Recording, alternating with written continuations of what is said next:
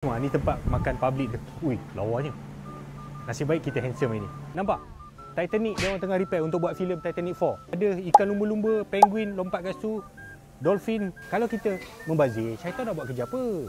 King dia luas. Kami datang naik helikopter ini. Orang kata Japa Serigala ni asyik terjah tempat makan pantai timur, utara je kan. Dia tak ada pergi selatan ke? Ni, kita dah sampai dah ni. Muara Steamboat and Grill dekat Masai. Kami cari dekat TikTok. Jumpa. So tengok dekat gambar lawa. Kita sampai. Wah, memang lawa. Jom masuk. Boleh nampak dia punya kitchen dekat sana. Kat sebelah tu ada tempat solat. Memang apa? Tempat ambil air semayang dia apa semua memang besar. Sini dia punya ballroom.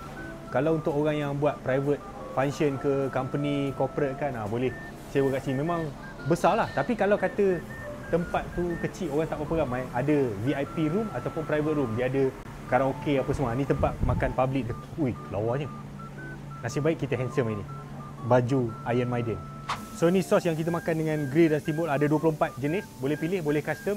Ini lok-lok yang cocok-cocok tu. Nanti dia akan goreng, kita order. Tapi yang kat sini dia orang cakap, yang ini honey lamb BBQ lamb. Kita datang awal, mungkin kita ambil sementara orang tak ramai ni, kita ambil banyak-banyak lagi. Tapi saya nak tunjuk yang kat sini. Bila dalam gambar kita tengok, nampak environment yang cantik. Sebenarnya memang cantik. Nampak? Titanic dia orang tengah repair untuk buat filem Titanic 4. Tadi tak sempat rakam. Maman tak sempat rakam. Ada ikan lumba-lumba, penguin lompat kat situ, dolphin, duyung, semua. Jom kita duduk.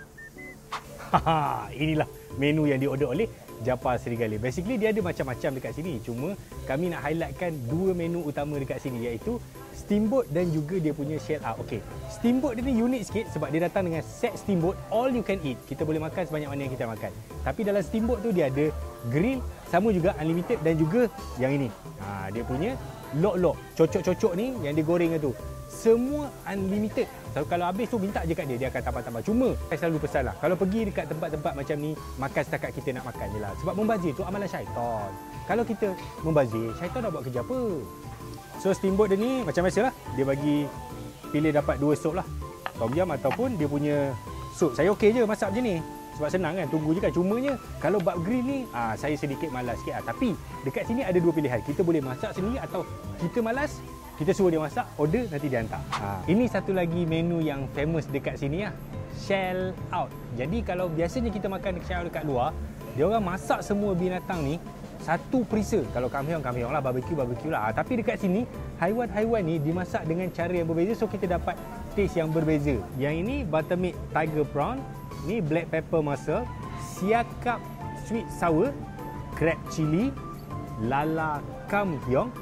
Yang ini calamari squid. So berapa harga dia? Yang ini dia masak per head. Yang ini untuk 4 orang, satu kepala dia kira RM48. Dia masak untuk 4 orang lah. Kalau datang berdua lah. Kalau nak banyak macam kami, order terus banyak macam ni. Dan yang bestnya, yang set ni juga dia datang dengan free flow minuman ni, dan juga free flow waffle, ice cream dan juga buah-buah potong dekat depan sana.